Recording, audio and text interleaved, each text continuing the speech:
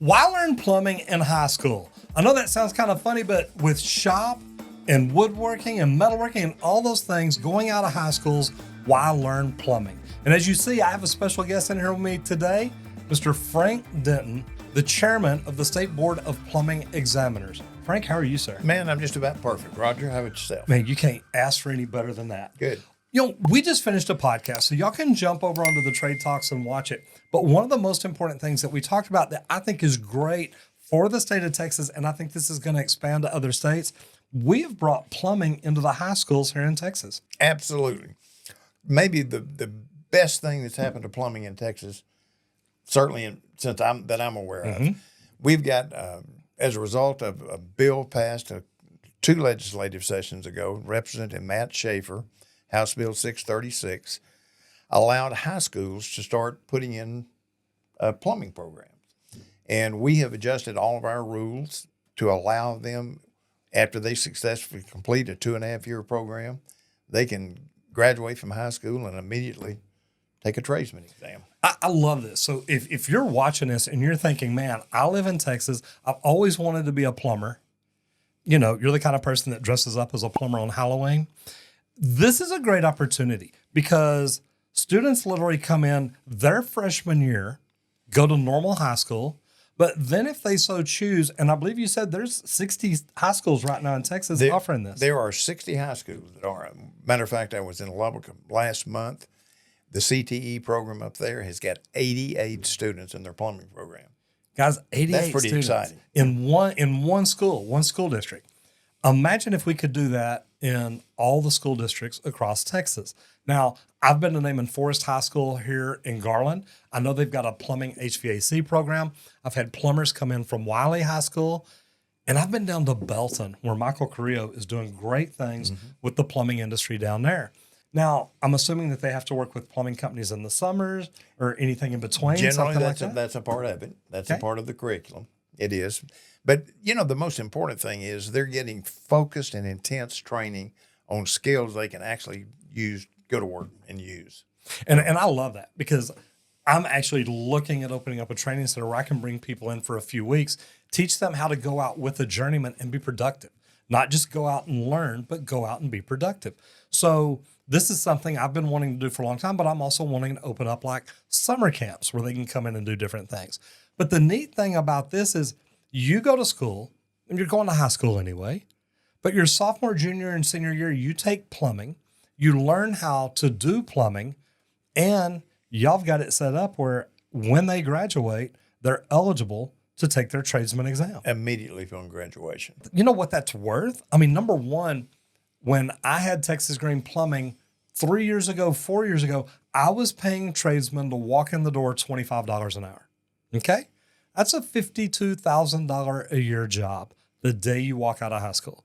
Now, I don't know about you, but that's not bad. If I'd have made $52,000 when I got out of high school, I'd have been in trouble. You know, Roger, I am so excited. It seemed like the pendulum was swinging. There was a time when everything was college curriculum. In high schools, if you didn't go to college, you were never going to amount to anything. Yep, I've heard that many times. And, you know, I have seen that pendulum start to swing back in a large part. And the plumbing industry is kind of taking the lead in this, in putting plumbing back into high schools. You're seeing the educational system is seeing the value of the tradespeople. And it's quite frankly, because of this shift toward a college curriculum, we've got a heck of a shortage of plumbers, electricians, and tradespeople to work now. So I'm thrilled to see it shifting back.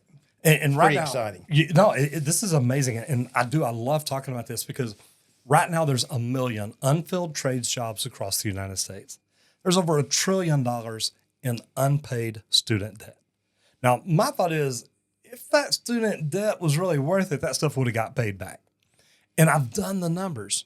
Tradespeople can make as much or more than doctors and lawyers. And don't get me wrong, I'm talking a master plumber versus a skilled surgeon or something.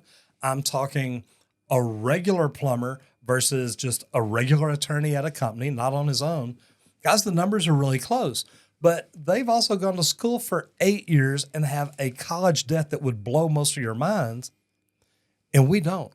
We start getting paid day one. When that high school graduate walks out as a tradesman, he's still learning.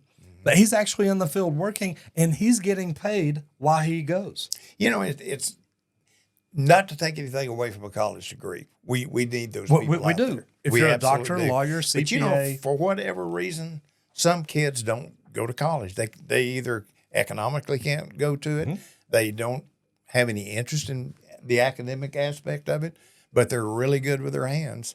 So now they can actually learn a skill. They can go to work and because when they pick plumbing, it's not a job; it's a career. You bet. They could spend the rest of their life and provide a great living for themselves and their family. And I love that you put it that way because I do. I tell people that plumbing, electrical, HVAC, it's not just a career. That's a profession. You have a professional license in your pocket that says, look, I am licensed by the state of Texas in order to do this job. And, we talked about that in the podcast too. More plumbing company owners, electrical company and HVAC companies, all when you advertise, need to be advertising. Look, we only send out licensed, trained professionals. Absolutely. And that means they have been vetted. When we were down talking about the Sunset Commission, I remember having a conversation with Brian Francis, and Brian says, Roger, look, I don't ever want to see anybody get a license. I wouldn't want to go into my parents' house and work. And I think as long as we learn to look at stuff like that, it is such a big deal. So, number one, I'm excited that Texas is leading the nation in this. No question about it. And we're looking at plumbing right now, but electrical and HVAC are on the future. They are absolutely. There was a bill passed in the following legislative session that extends the same thing that we're doing with plumbing to electrical and HVAC. And we're working with TDLR to try to help them, give them the benefit of our experience in putting in a plumbing program. And I love that because I also remember talking to Brian Francis whenever we're talking about, do the plumbers go over here? Do we stay alone? What do we do? And he said, Roger, look, we've got a lot of things at TDLR that could help the Texas State Board. And, I know that you were in TDLR for a while. I was chairman for 12 years. You bet. So you've got a great relationship.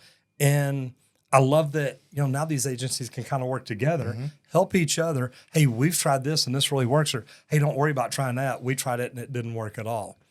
But putting kids through high school, teaching them a trade, right now plumbing, pretty soon, plumbing, electrical, and HVAC is a great deal.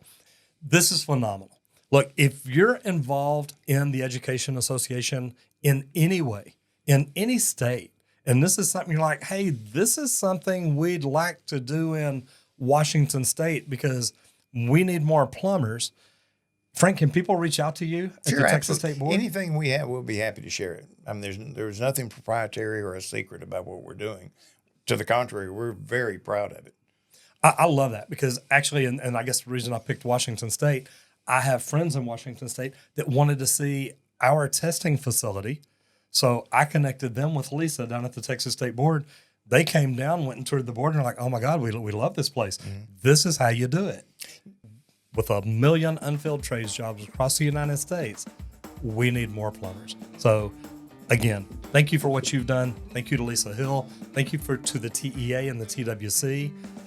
Man, Texas State Technical College, everybody who's been involved with putting all this together and making things better in Texas, it's amazing.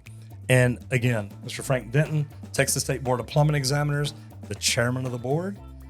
If y'all want to reach out to him, reach out. Just go to the Texas State Board of Plumbing Examiners. You can find his contact information, send him an email, and get in touch. Help make your state as good as Texas. Thank you, Roger. Thank you, sir. Guys, if you love this video, I definitely think you'll like this next one.